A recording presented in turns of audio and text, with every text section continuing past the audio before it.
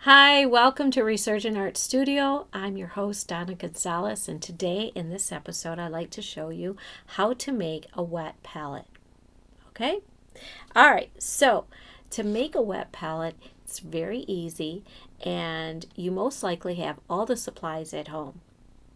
And you may be thinking, well, I never use a wet palette, and I just put my paint on that foam tray or that piece of cardboard, whatever you use as a palette, and most likely you find that your paints dry out quicker, and if you want to use that palette again, you can't, because it ends up looking like something like this. And if you get enough paint on, say this is a plastic it looks like a paper plate, but it's plastic. If the downside of this is that if you keep using this as your palette, and to clean it, it's you have to sit there and scrape and scrape and scrape, and you don't want to get those little dried bits of acrylic down your drain, because it will block up your drain. The worst thing that happens is that as you're painting and you put fresh paint on this, and if this dry paint chips and gets into your fresh paint, then you're mixing that old dry paint with your regular paint that's fresh, and you're painting on your canvas, and that's not good. So let's learn how to make a wet palette. Okay, so what you're going to need is you're going to have to find a shallow tray. Like if you have hamburger and this is a tray from the hamburger, and you just wash it, you can use one of these trays. This one is a little bit longer. Again, it is a shallow tray. This fruit was on here. You can also use a plastic tray. And I like these a lot because I like them better than the foam, but that's just me. But you'll need one of these. Have either a small bucket of water, and I'm saying like maybe a cup of water that you need. You don't need a whole lot of water. Squirt bottle or a mister. Pair of scissors, okay? And have yourselves either some parchment paper or wax paper, okay? So here's some parchment paper.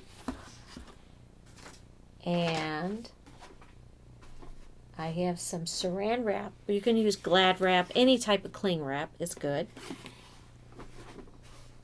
And paper towel. You need paper towel, okay? So how we do this. Take your tray, all right? And we're going to use about 3 sheets. Depends. I mean, if your paper towel is really thick, then just use less paper towel. But my paper towel is pretty thin. And so I'm going to fold up my paper towel so that it folds neatly at the bottom of the tray. You do not want to have any paper towel that's not folded in the tray, but that's out like this, because what will happen is you put your tray on your table, and we're going to get this paper towel wet. What will happen is the water will come out of that paper towel that's over the edge of the rim, and it will get your desk all wet, and you don't want that. Ask me how I knew. Okay, so I folded this all in like that, so it's all nice and neat. And now what I'm going to do is I'm going to pour some water on here, okay? And it takes maybe 1/4 cup, you know. You really want to get this wet. The wetter the better. But you also don't want like a huge puddle, you know. And I'll show you how much water I put in here to get this nice and wet, okay? Now what I'm going to do is I'm going to cut a piece of wax paper or parchment paper, either one. And I have one here, okay? And I'm going to lay this on the bottom of my tray. Smooth it out, all right? So you're going to have something that looks like that, all right? And that's your wet palette. How does it work? Well, what we've done is we created a humid barrier between your paints that are going to be on top of this paper and the plastic tray. So the paper towel creates this humid barrier between the paper and the tray. And it allows, this type of paper will allow moisture to come up, keep your paints moist without drying, and you have more working time with your paints. All right. Now, you may put a medium in there like a retarder, and we'll do an episode on that later, and that's okay. You can do put your paints on here, you can do your mixing, and it will keep your paints moist. If you find that your paints are still drying out a little bit, you can just mist it with a mister. I find, and this is just me, but I find using a mister, the water droplets are not so big and they're smaller. And the reason why I like that is because if I use a squirt bottle and you spray your paints, I find that the water droplets are so big that it will make little rivers of your paint, and it will mix in with the other paint that you have on your palette. So that's why I opt using the mister. But if you don't have a mister and you just have a squirt bottle, that is fine. Two other things I want to share with you about the wet palette is that, let's say you're painting a piece of work, it's going to take you a couple of days, and you don't want to have to keep remixing your colors over and over. You have your paint on here, you want to stop for the day, just cut yourself some cling wrap and lay it on top. Just make sure it goes completely around the edge of your tray, like so, okay? All right.